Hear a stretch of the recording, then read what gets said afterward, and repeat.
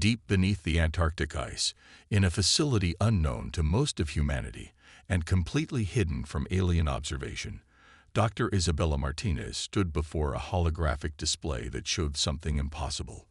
The massive chamber, known as Project Infinity, hummed with energy that made reality itself shiver.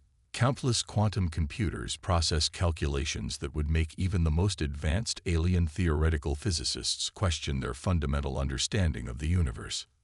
"Status report," Isabella commanded, her dark eyes reflecting the swirling patterns of dimensional distortion displayed before her.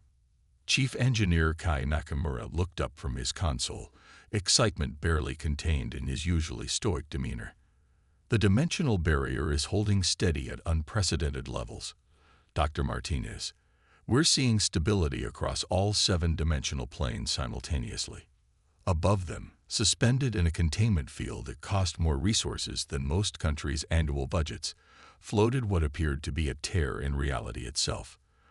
The phenomenon defied conventional description, existing in multiple dimensions at once, its true form impossible for human eyes to fully comprehend."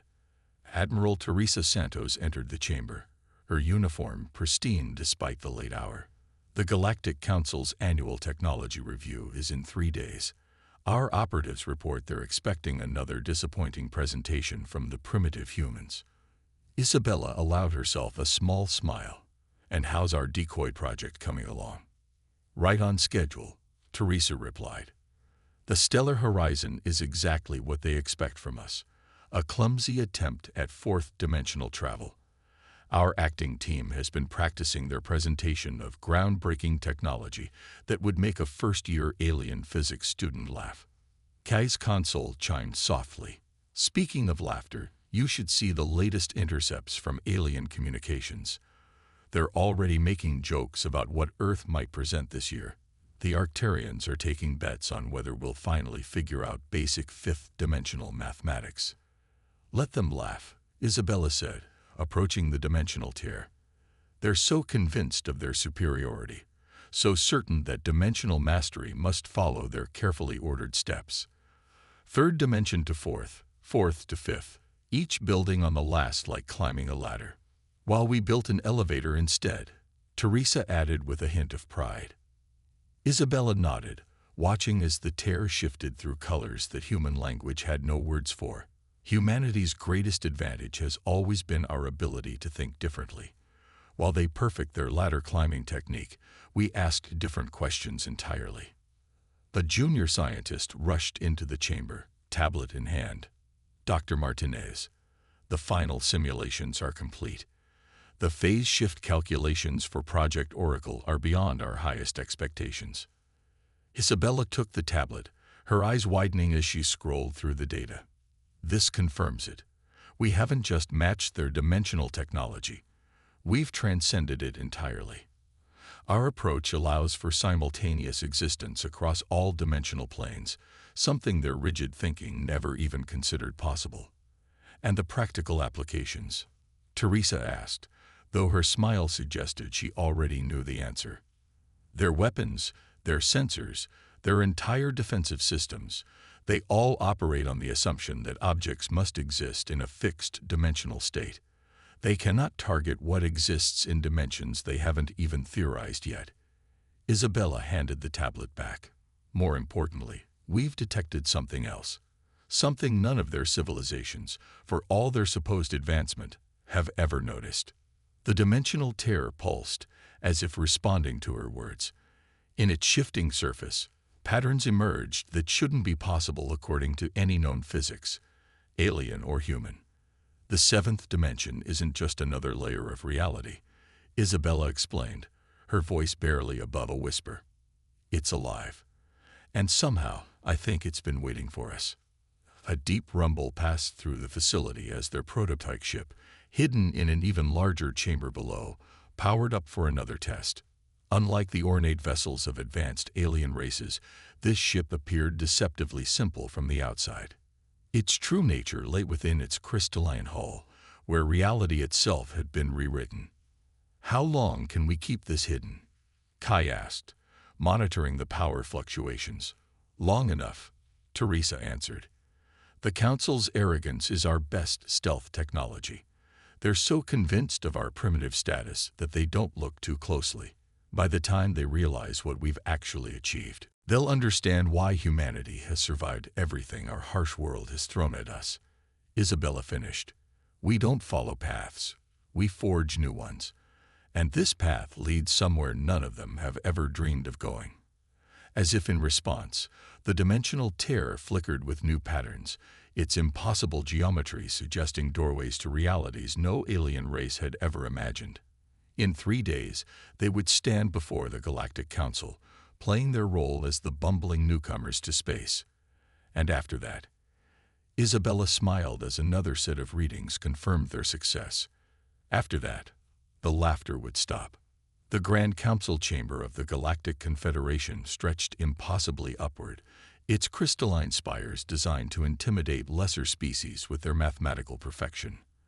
Representatives from over 10,000 civilizations filled the ascending tiers, some existing as pure energy, others taking forms that defied human comprehension.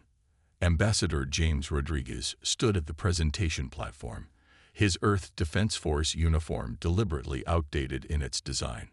Behind him, the holographic display showed their experimental ship, the Stellar Horizon, its conventional design drawing barely concealed smirks from the assembled aliens. The Grand Arbiter, a beam of pure quantum consciousness housed in a matrix of living crystal, pulsed with barely contained disdain. Earth's representatives may present their achievements for evaluation. James activated the prepared presentation, showing basic fourth-dimensional drive signatures. Honorable Council, we are proud to present Earth's latest advancement in dimensional travel technology. Through careful research and development, we have achieved stable fourth-dimensional translation capabilities. A ripple of amusement passed through the chamber. A Valgorian representative, its crystalline form shimmering with superiority, rose from its position. Perhaps we should explain to our primitive colleagues that advanced civilizations mastered fourth-dimensional travel before their species learned to harness electricity. More laughter followed. In the observation gallery, Dr. Isabella Martinez watched through narrowed eyes, her quantum communicator hidden beneath her formal attire continuously streaming data from Project Infinity. The Arcturian delegate, a being of pure plasma contained within an engineered gravity field, pulsed with mock sympathy. We appreciate Earth's persistent efforts. However, while you celebrate achieving four-dimensional travel, our civilizations explore the eighth dimension. Your achievement is equivalent to a child proudly showing its first steps to marathon runners. James maintained his carefully practiced expression of polite determination. We understand we have much to learn from the Council. However, we believe our approach to dimensional physics shows promise. Promise, interrupted an Exarian observer, its neural network avatar flickering with amusement. Your species still thinks of dimensions as linear constructs. You cannot even comprehend the basic principles of quantum dimensional mathematics. In her hidden earpiece, Isabella's voice remained calm. Energy readings are spiking in the lower chambers. Project Oracle is responding to something. They're so focused on mocking us, they can't even feel it. The Grand Arbiter raised a tendril of energy for silence. Ambassador Rodriguez, while we acknowledge Earth's efforts to join the greater galactic community, this level of technology is far too rudimentary for serious consideration. Your species will remain classified as a Tier 7 civilization until you can demonstrate more sophisticated capabilities. James bowed slightly. We understand, Honorable Council. Thank you for your time. As he turned to leave, the chamber filled with dismissive chatter and barely concealed derision. In the corridor outside, Isabella fell into step beside him, her tablet displaying data streams that would have given the Council's physicists seizures. They're detecting dimensional anomalies from our latest tests, she whispered, but their instruments are calibrated all wrong. They think they're seeing natural phenomena. How close are we? James asked, maintaining his facade of disappointment for any watching eyes. Project Oracle achieved full synthesis last night, Isabella replied, her voice barely audible. The seventh dimension isn't just responding anymore. It's reaching out. Whatever exists in those deeper layers of reality, it recognizes us. More importantly, it's showing us things that the Council races, for all their supposed advancement, never imagined. They boarded their deliberately modest transport vessel, designed to reinforce their appearance of technological inadequacy. As they prepared for departure, James watched the massive space station that housed the Galactic Council, its structure supposedly representing the pinnacle of dimensional engineering. They're so certain they know everything about how reality works, Isabella mused, inputting their departure coordinates. So convinced their way is the only way. They've spent millennia perfecting their climb up the dimensional ladder, never once questioning whether there might be other paths entirely. That's humanity's real advantage, James replied. We've never been good at following established rules. While they perfect their ladder climbing technique, we're building something they haven't even dreamed of. Deep beneath the Antarctic ice, Project Oracle pulsed with new energy. The dimensional tear had grown, its patterns becoming more complex, more alive. In the containment chamber, Kai Nakamura watched in awe as new readings poured in, suggesting possibilities that went beyond even their most optimistic projections. The Council's laughter still echoed in their minds, but soon that laughter would transform into something else entirely. Not because humanity had followed their prescribed path of development, but because we had found something new. Something that would redefine the very nature of dimensional travel. As their ship entered fourth-dimensional space, the only kind the Council expected them to use, Isabella's tablet showed new data from Project Oracle. The seventh dimension wasn't just another layer of reality to be conquered. It was a doorway. And through that doorway, humanity would show the galaxy that sometimes the greatest leaps forward come not from climbing higher, but from daring to step sideways into the unknown. The Council had spent thousands of years perfecting their ladder. They never stopped to ask what lay beyond it. They were about to find out. The emergency alert shattered the pre-dawn silence at Project Infinity.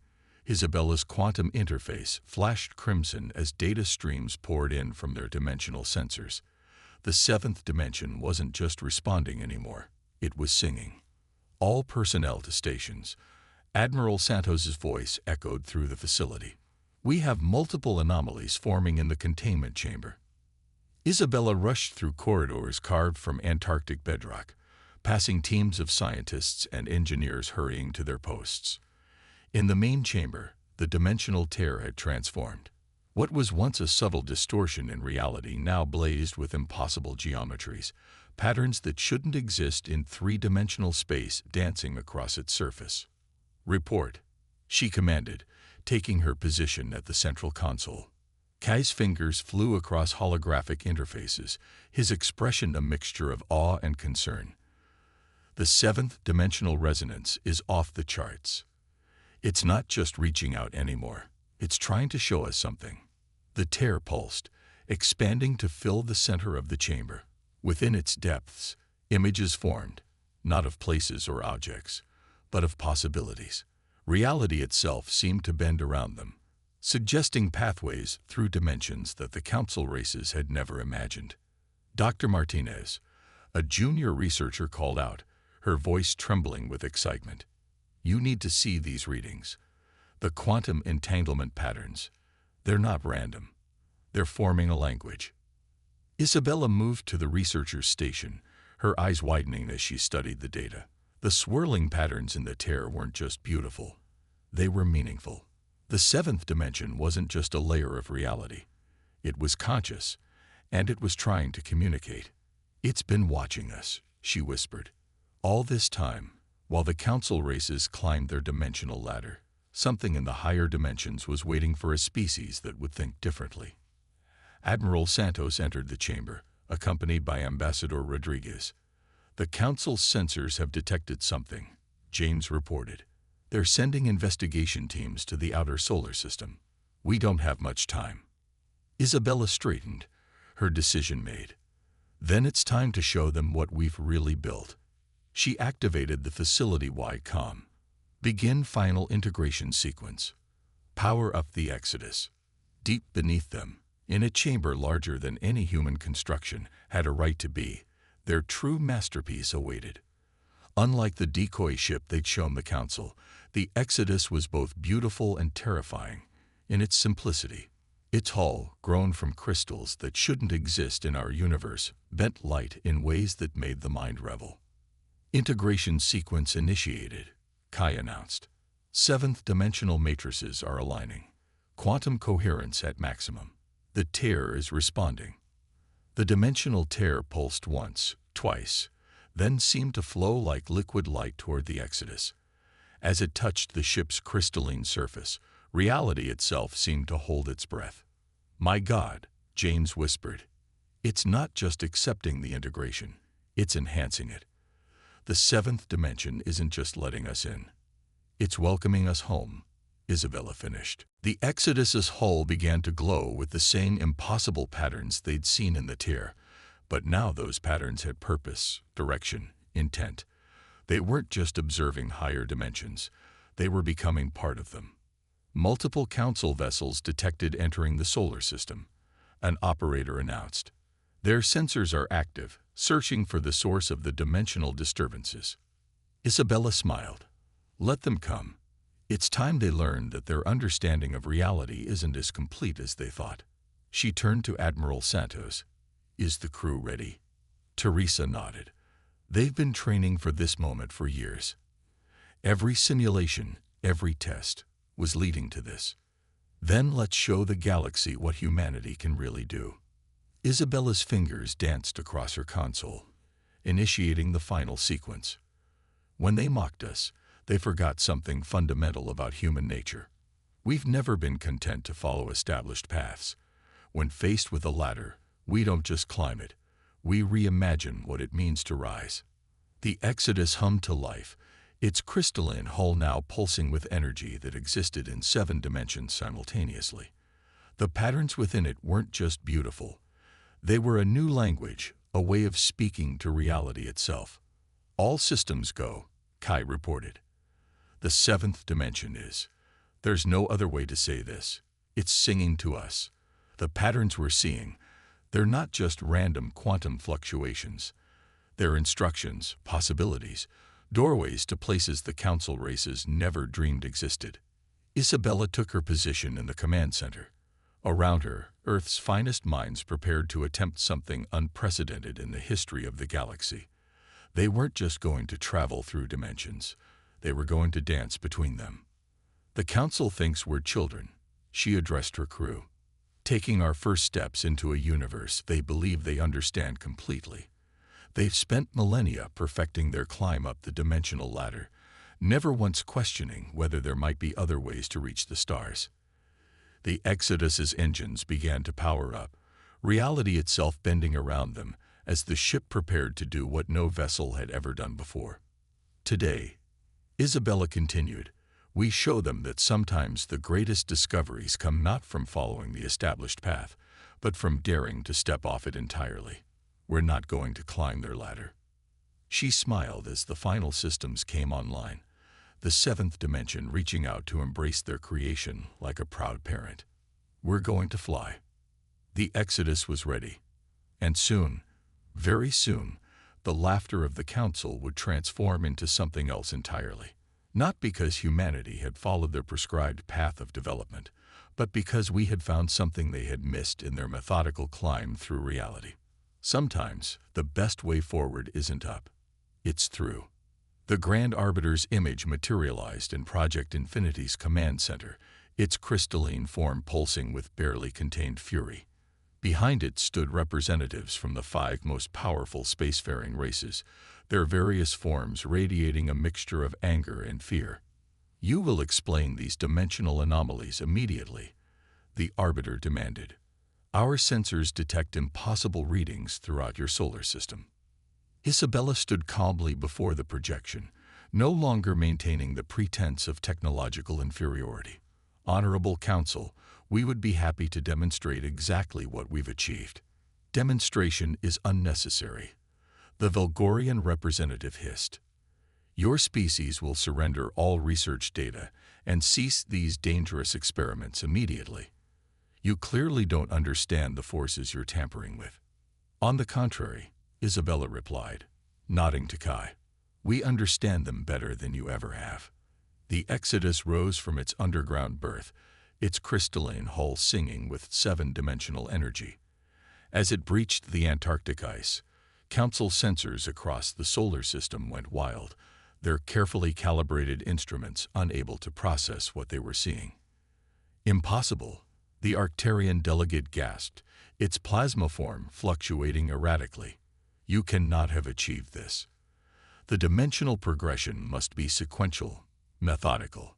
That's your first mistake, Isabella interrupted, assuming there's only one path to understanding reality. The Exodus didn't just move through space. It danced between dimensions, existing in all and none of them simultaneously. The seventh dimension reached out to embrace it, patterns of impossible beauty trailing in its wake. You will stand down immediately, the Arbiter commanded. Council warships are entering your system. This violation of natural law cannot be allowed to continue. Isabella's smile held no humor. You still don't understand. We're not breaking your laws of physics. We're showing you how incomplete they are. Across the solar system, over 1,000 Council vessels dropped out of dimensional space, their weapons charged.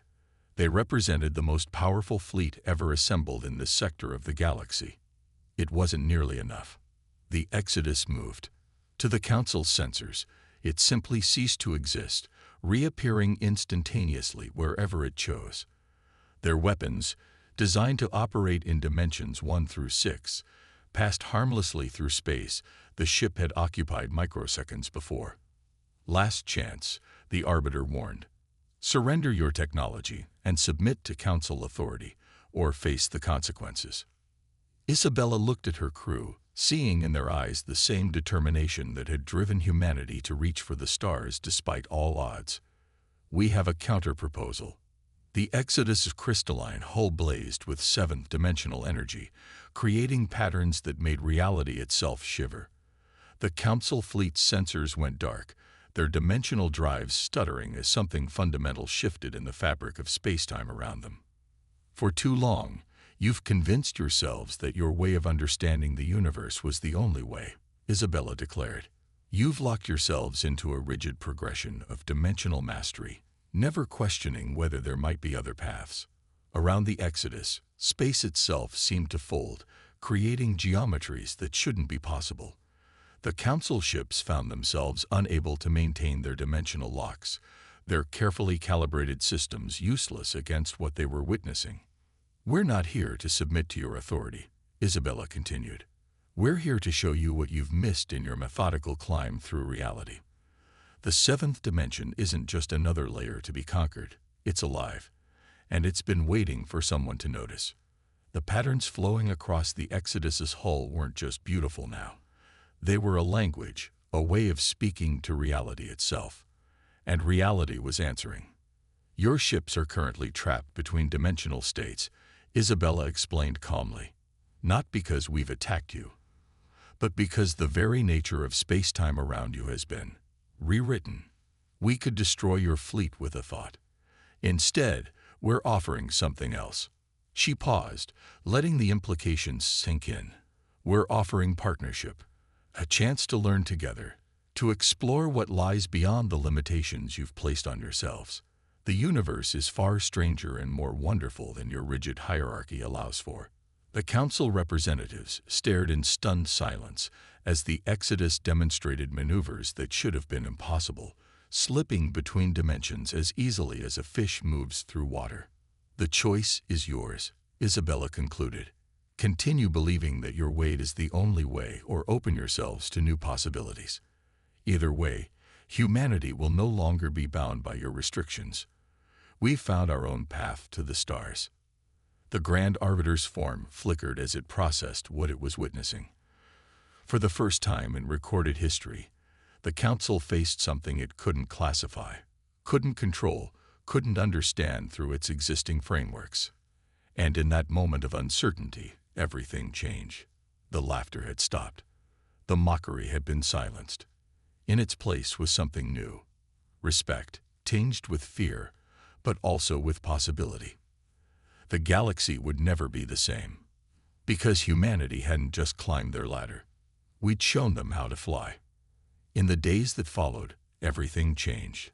The Council's mighty fleet remained suspended in dimensional limbo, their most advanced weapons and defenses rendered meaningless by what the Exodus had revealed.